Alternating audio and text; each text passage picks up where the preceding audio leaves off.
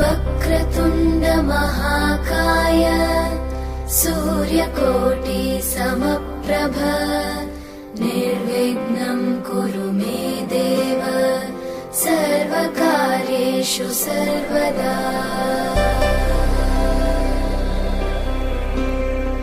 वक्रतुण्ड महाकाय। पोथी पढ़ी पढ़ी जग मुआ, पंडित बयाना कोई, ढाई अखार प्रेम का, पढ़े सो पंडित होय। नमस्कार, दिनेश कुमार माली, कक्षा द्वादशी, विषय गणित। हम जो अध्ययन कर रहे हैं समाकलन, जिसमें हमने प्रतिस्थापन द्वारा मानक सूत्र द्वारा समाकलन करना सीखा। आइए उसके बाद हम जो पढ़ रहे हैं वो है आंशिक भिन्नों द्वारा समाकलन। आंशिक भिन्न जो एक बीजगणितीय व्यंजक भिन्न दी हुई है वो एक उचित भिन्न होगी, तो उसका हम आंशिक भिन्नों से उसका एक इस तरह से समायोजन करेंगे, उस भिन्न को योग के रूप में तोड़ देंगे। योग के रूप में उसका विघटित करने के बाद प्रत्येक पद का समाकलन कर सकते हैं, बशर्ते वो भिन्न एक उचित होनी चाहिए। अंश की जो घात है वो हर की घात से कम होनी चाहिए। यदि उचित भिन्न नहीं है तो उसका भाग देकर हम उसको उचित परिमेय भिन्न में बदलते हैं। आइए एक प्रश्न हमारे सामने, x स्क्वायर बटा x square plus 1 x square plus 4 आंशिक भिन्न से इसका हम समाकलन करने वाले हैं। यहां पर जो जितने भी बीजगणितीय व्यंजक के पद में जो दिए हुए हैं सब पद x स्क्वायर के हैं, तो इसका आंशिक भिन्न में समायोजन करने के लिए एक आसान काम करेंगे हम। ठीक है, दिया गया है भिन्न में जो उसकी बात कर रहा हूं मैं, x स्क्वायर प्लस 1 और एक दूसरी गुणनखंड में x स्क्वायर प्लस 4। माना कि x स्क्वायर बराबर y। हम कुछ देर के लिए सपोज करेंगे, ना कि ये प्रतिस्थापन है। आंशिक भिन्न का समायोजन करने के लिए हम केवल x स्क्वायर को कुछ देर के लिए y मान रहे हैं, तो y मान रहा हूं मैं। x स्क्वायर बराबर में जहां कहते लिखा हुआ उसको y में लिखने वाला हूं, तो इस तरह से ये भिन्न बन जाएगी y प्लस 1 और y प्लस 4। तो अब इसका आंशिक समायोजन करेंगे तो इसको इस तरह से दो गुणनखंड में ऐसे लिखा जाएगा। पहला गुणनखंड y प्लस 1 के लिए b और दूसरा गुणनखंड y प्लस 4 के लिए। ये जो आंशिक भिन्न का समायोजन हम कर रहे हैं इसको इक्वेशन नंबर 1 नाम देते हैं। a और b का मान ज्ञात करने के लिए हम काम शुरू करते हैं। तो a और b का मान ज्ञात करने के लिए इसको एलसीएम लेके हल किया जाएगा। तो एलसीएम आएगा y प्लस 1 y प्लस 4, तो इसका गुणा हो जाएगा y प्लस 1 से, और उसका गुणा इसके उसका भाग देंगे y प्लस 4 से इसका गुणा हो जाएगा, और इसमें इसका भाग देने के बाद इसका गुणा हो जाएगा y प्लस 1 से। दोनों में एक जैसा एलसीएम कैंसिल करने के बाद ये पद हमारे पास में मौजूद है। a और b का मान ज्ञात करने के लिए हम y प्लस 4 इसको 0 बनाना है, y बराबर माइनस 4 रखा जाए। y प्लस 1 अगर इसको 0 बनाना है तो y बराबर माइनस 1 रखा जाए। तो y बराबर माइनस 1 रखने पर y को हटाकर माइनस 1, a माइनस 1 प्लस का 4 b, ये 0 हो गया। तो यहां से इसकी वैल्यू बन जाएगी, तो a बराबर 3a, तो माइनस का 1/3। ठीक है, तो इसी पद में वापस y का मान यदि माइनस का 4 रखो तो b का मान 0 आ जाएगा। y बराबर माइनस का 4 हो तो y का मान माइनस का 4, a का गुणांक 0 प्लस b, y को हटाकर माइनस का 4 रखा जा रहा है, तो माइनस 4 प्लस 1 पुनः वापिस, तो ये माइनस का 4 हो गया, ये 0 हो गया, माइनस का 3b, तो माइनस का 4 बटा माइनस 3 बराबर b, इसलिए b बराबर 4/3। तो हमने a का मान ज्ञात किया माइनस का 1/3, b का मान ज्ञात किया 4/3। समीकरण 1 से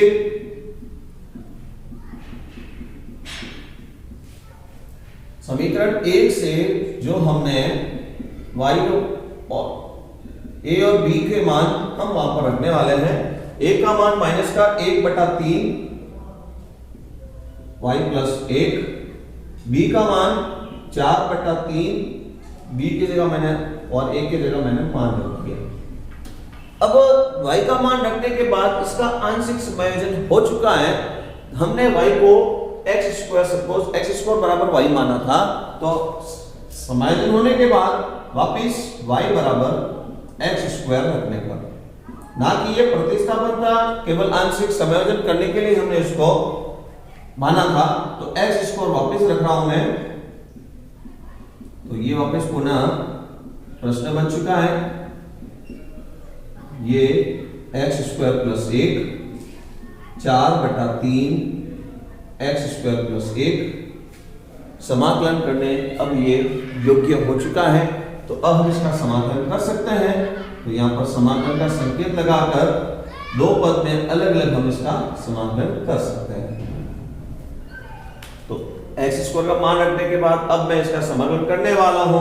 तो इसके समाकलन के अंदर जो पहला पद है माइनस का 1/3 को बाहर मोड़ने के बाद में 1/x²+1, जिसका समाकलन हो जाएगा tan इनवर्स x, 4/3 गुणांक के रूप में बाहर आ जाएगा और जो शेष रह जाएगा इसी के अंदर वापस 1/x समाकलन करेंगे इस फॉर्मूले से 1/x²+1 dx = 1/x²+a²। इस वाले फॉर्मूले में 1/a tan inverse x/a plus का c, ये फॉर्मूला हमको दोनों में यहां लगाना है।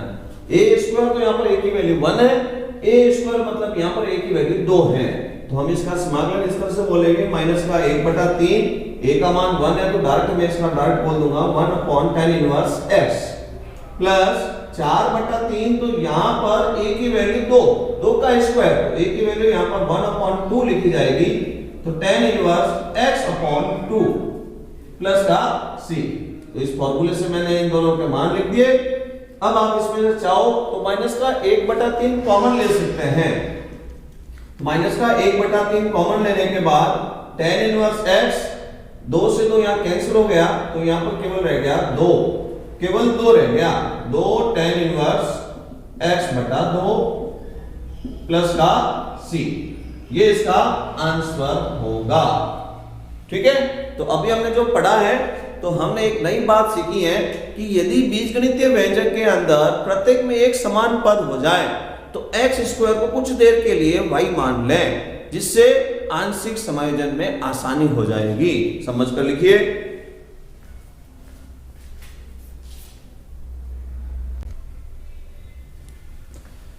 आइए एक प्रश्न और, बीजगणितीय व्यंजक के रूप में x² + x+1 अपॉन में लिखा हुआ है। पहला गुणनखंड x+2, दूसरा गुणनखंड है x² + 1 का मान ज्ञात कीजिए, समाकलन करना है। तो देखिए शुरुआत करते हैं हम। हल दिया गया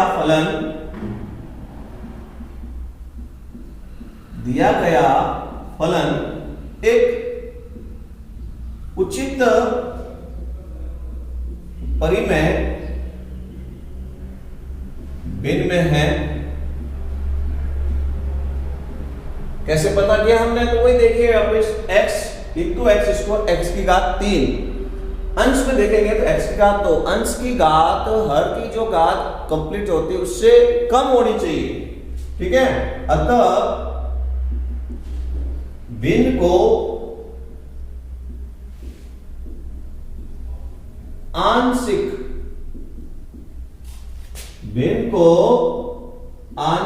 भिन्नों में विघटित करते हैं।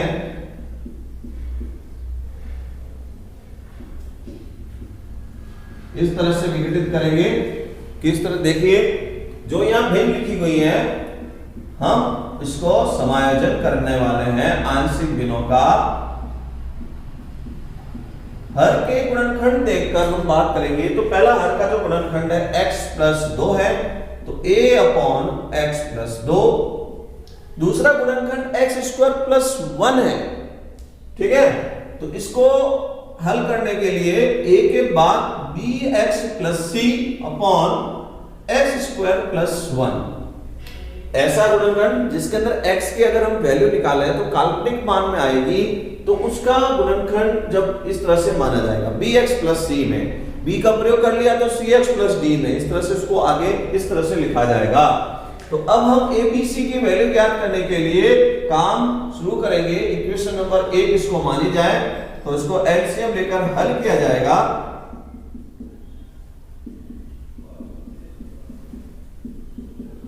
तो एलसीएम, ये दोनों पद गुणनखंड के एलसीएम बोले जाएंगे। इसको हल करने पर a का जो गुणांक है x² प्लस 1 बन जाएगा, b का जो गुणांक है bx प्लस c का जो गुणांक है वह x प्लस 2 बन जाएगा। एलसीएम दोनों में से हटा देते हैं तो इस तरह से हमको ये एक समीकरण प्राप्त हुआ। ये जो समीकरण हमको प्राप्त हुआ है इसको बेस मानकर ABC जो कांस्टेंट है इनकी वैल्यू ज्ञात करनी है। तो ABC की वैल्यू ज्ञात करने के लिए हम कुछ इक्वेशन बनाएंगे। सबसे पहले x प्लस 2 लिखा हुआ है, x बराबर माइनस 2 रखकर हम इक्वेशन बना सकते हैं। x बराबर माइनस का 2 रखने पर, तो माइनस 2 रखने पर 4 और 1 5 में से 2 कम हो जाएंगे, ठीक है, 3 हो गया। x बराबर माइनस का 2 रख रहा हूं मैं, तो माइनस का 2 का स्क्वायर 4 और 1 ये 5 हो जाएगा। x बराबर माइनस का 2 रखना है यहां पर, और आप देखते हैं माइनस का 2 रखने पर ये गुणनखंड में 0 हो जाएगा, अर्थात ये पूरा ही पद 0 हो जाएगा। a की वैल्यू हमको मिल जाएगी। तो a बराबर 3/5, x बराबर माइनस 2 रखने पर हमको a की वैल्यू मिल गई।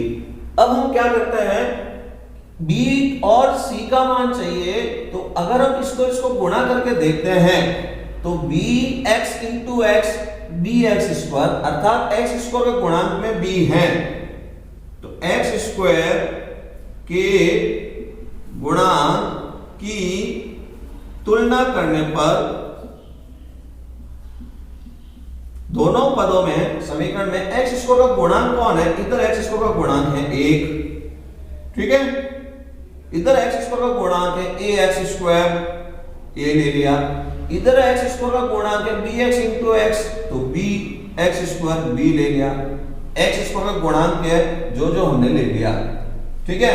a का मान 3/5, तो a बराबर 3/5 प्लस b, 1 माइनस 3/5 बराबर b, अतः b बराबर 5 में से 3 कम किए 2/5। a का मान 3/5, b का मान 2/5, हमने 2 मान निकाल दिए हैं। c का मान ज्ञात करना है, तो आप देख रहे हैं तो c कौन से पद में है, किसका गुणांक है। c को यदि हम x से गुणा करें तो c इंटू x या c इंटू 2c, या तो x के गुणांक के पदों की तुलना कर दें या अचर पद की तुलना कर दें। तो हम अचर पद की तुलना करके c का मान ज्ञात करेंगे। अचर पद की तुलना से, तो लेफ्ट हैंड साइड में अचर पद में कौन लिखा हुआ है 1, a का 1 से गुणा होगा तो ये भी अचर पद बन जाएगा। b जो कि x का गुणांक है तो ये अचर पद होगा ही नहीं, c इंटू 2 तो ये अचर पद हो जाएगा 2c। अचर पद में ले लिए a का मान रखते हैं आप इस पुनः, तो a का मान हमने 3/5 प्लस का 2c, तो 3/5 यहां पर रख दिया मैंने, तो 1 माइनस 3/5 बराबर 2c, तो इसलिए यहां से कैंसिल कर रहा हूं मैं, ये 2/5 बराबर 2c, तो c बराबर 1/5, ये c का मान भी आ चुका है। तो a b c के मान समीकरण 1 में रखेंगे हम। समीकरण 1 में a b c के मान रखने पर, समीकरण 1 में a b c के मैं मान रख रहा हूं वापस, तो हमको इस तरह से समीकरण प्राप्त होगा। समीकरण 1 से बात कर रहा हूं मैं, तो सबसे पहले a का मान हमने ज्ञात किया 3/5, रख दिया मैंने। b का मान हमने क्या किया 2/5, तो b की जगह रखना है 2/5x प्लस का c, तो c का मान हमने ज्ञात किया 1/5। समीकरण 1 में इनके मान रख रहा हूं। अब ये समाकलन के योग्य हो गया, तो इसको समाकलन में लिखा जा सकता है। तो यहां पर भी ये समाकलन के अंदर इसको लिखा जा सकता है। जो अंतिम में bx प्लस c था, तो इसके दो पद में विखंडन हो जाएगा, तो इसको दो पद में विखंडन करते लिखते हुए लिख रहा हूं 3/5, ये बाहर आ जाएगा 1/x प्लस 2 dx। यहां पर जो ये पद बना हुआ है, इसके दो विखंडन करने पड़ेंगे, 2/5x और हर के अंदर x² प्लस 1, फिर वापिस एक बार और प्लस 1/5 और x² प्लस 1 dx। समझ कर लिखो।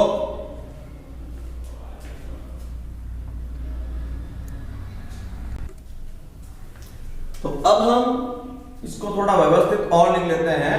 3/5 समाकलन करना है 1/x प्लस 2 dx का। दूसरे वाले पद में 2/5 जो कि कांस्टेंट है, तो उसका हम समाकलन करना x/x² प्लस 1 dx का। ठीक है, फिर वापिस प्लस ये 1/5 जो कि कांस्टेंट है, तो 1/5 को बाहर लिख दिया मैंने, और ये 1/x² प्लस 1 dx। ये समाकलन के योग्य हो चुका है, ये भी समाकलन के योग्य है। यहां जो लिखा हुआ है इसमें x/x² प्लस 1 एक घात का डिफरेंस है, तो इसका अगर t मानकर समाकलन करेंगे तो ये प्रतिस्थापन द्वारा समाकलन हो जाएगा। ठीक है ना, तो इसका समाकलन मैं अलग से लिखकर यहां लिख दूंगा। मैं इसको इक्वेशन नंबर 2 मान लेते हैं। तो x/x² प्लस 1 dx, ठीक है ना, तो इसके अंदर x² प्लस 1 बराबर t, 2x dx बराबर dt, x dx बराबर 1/2 dt। यहां पर हम लिखेंगे तो ये इस तरह से बन जाएगा 1/2 dt upon t, 1/t dt। ठीक है, तो इसका समाकलन हो जाएगा 1/2 log t प्लस का c1। तो इस तरह से इसका समाकलन 1/2 log t का मान वापस हम रखेंगे, t हमने सपोज किया x² प्लस 1 प्लस का c। ठीक है, तो अब ये वैल्यू हम यहां रख देंगे इसकी जगह। अतः समीकरण 2 से आई हमने सपोज किया, तो सबसे पहले वाले पद का समाकलन 3/5 1/x, तो log x प्लस 5, प्लस दूसरे वाले के लिए समाकलन 2/5, और हमने अभी ये जो समाकलन बोला है ये यहां पर लिखा जाएगा 1/2 log x² प्लस 1। तीसरे वाले पद का समाकलन 1/5 tan इनवर्स x, डायरेक्ट एक फॉर्मूला बन गया समाकलन का, तो tan इनवर्स x और प्लस का अंत में जाकर कैपिटल C एक ही बनाएंगे, C1 इसमें मिल चुका है। यहां पर ये 2 से 2 ये कैंसिल हो जाएगा, और ये इसका अंतिम आंसर कहलाएगा 3/5 log x प्लस 5, 1/5 2 से 2 कैंसिल कर दिया log x² प्लस 1, और 1/5 tan inverse x plus c। तो इस तरह से हमने यहां पर जो एक बीजगणितीय व्यंजक दिया था, जिसके अंदर हमने इसका आंशिक भिन्नों के समायोजन द्वारा इसका समाकलन किया है। पहला पद जिसके अंदर x प्लस 2 दिखा था, इसके लिए हमने a मानकर इसको समायोजित किया। दूसरा पद x² प्लस 1 था, जिसका मान अगर हम देखें तो काल्पनिक पद में x की वैल्यू आएगी, तो उसके लिए समायोजन में bx प्लस c लिखकर b और c की वैल्यू ज्ञात की हमने और इसका समाकलन किया। समझ कर लिखिए और अभ्यास कीजिए। धन्यवाद।